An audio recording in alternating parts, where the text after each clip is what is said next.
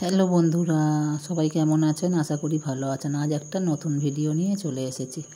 তার জন্য আমি কড়া বসিয়ে দিয়েছি। কড়া গরম হয়ে গেছে। তেল দিয়ে দারচিনি ফোড়ন দিয়ে পেঁয়াজ কুচি তুলে দিলাম। পেঁয়াজগুলো একটু ভেজে নেব।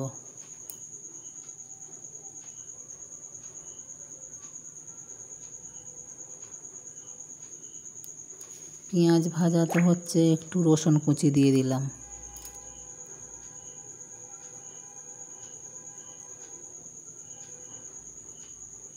আরও একটু পেঁয়াজ দিয়ে দিলাম।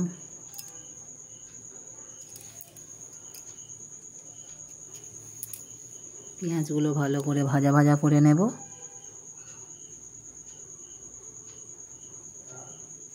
আমাদের এখানে প্রচুর বৃষ্টি হচ্ছে বন্ধুরা। 3 দিন 4 দিন ধরে কন্টিনিউ বৃষ্টি হয়েই যাচ্ছে। বন্যা না হলে বাঁচি।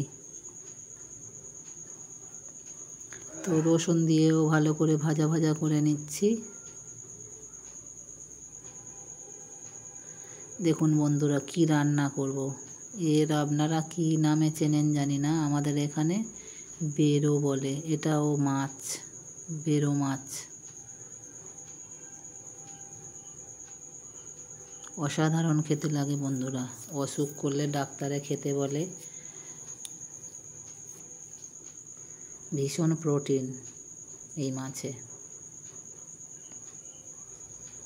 তো রসুন ভাজা হয়ে গেছে, পেঁয়াজ ভাজা হয়ে গেছে। এবারে পরিমাণ মতো হলুদ গুঁড়ো আর একটু কাশ্মীরি লঙ্কার গুঁড়ো দিয়ে ভেজে নিলাম। আর এখানে একটা পেস্ট বানিয়েছি। কটা কাজু, 4 মগজ আর কাঁচা লঙ্কা দিয়ে পেস্ট বানিয়েছিলাম। পেস্টটা দিয়ে দিলাম। দিয়ে ভালো করে আবারও কষিয়ে নেব।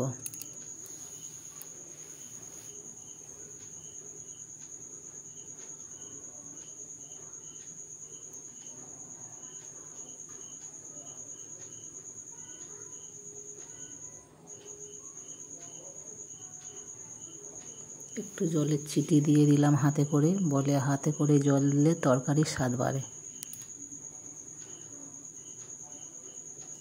এটা ঠাকুমা দিদাদের কথা। বলে হাতে করে তরকারিতে জল দিলে তরকারির স্বাদ বেড়ে যায়। তো মশলায় তেল ছেড়ে এসেছে। এই যে কি অপূর্ব খেতে লাগে বন্ধুরা। যারা খায় তারা জানে, যারা খান না তারা জানেন না। অপূর্ব স্বাদ, অসাধারণ। তেল ছেড়ে এসেছে প্রায়। মশলা কষা হয়ে গেছে।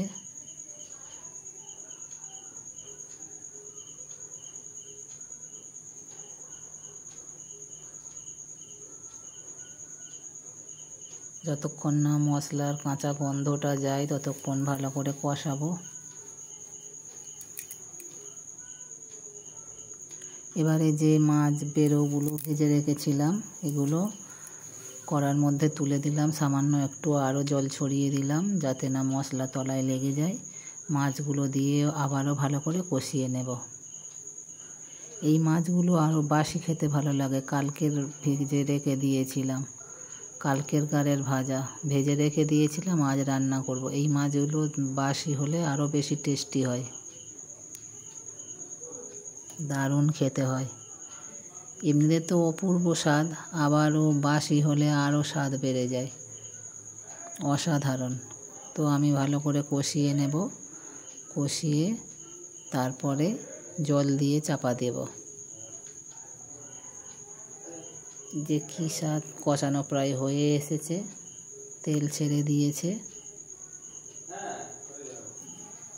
দেখুন একদম কষানো হয়ে এসেছে, তেল ছেড়ে দিয়েছে।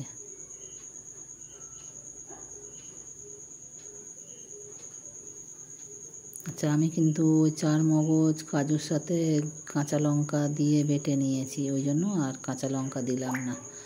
আর লবণ পরিমাণ মতো দিয়ে দিয়েছি। দিয়ে ভালো করে কষানো হচ্ছে। কষানো হয়ে গেছে। এবারে একটু উষ্ণ জল দিয়ে দিলাম।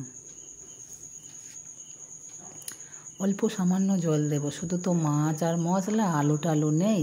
বেশি জল দেব না। আর মাখা মাখা হবে, শুকনো শুকনো। সামান্য জল দেব। এবারে চাপা দিয়ে দেব মাছটা সিদ্ধ হওয়ার জন্য। যে কি অপূর্ব খেতে হয় যারা খায় তারা জানে সত্যি বন্ধুরা, এই মাছের যে কি স্বাদ, অপূর্ব মানে অপূর্ব।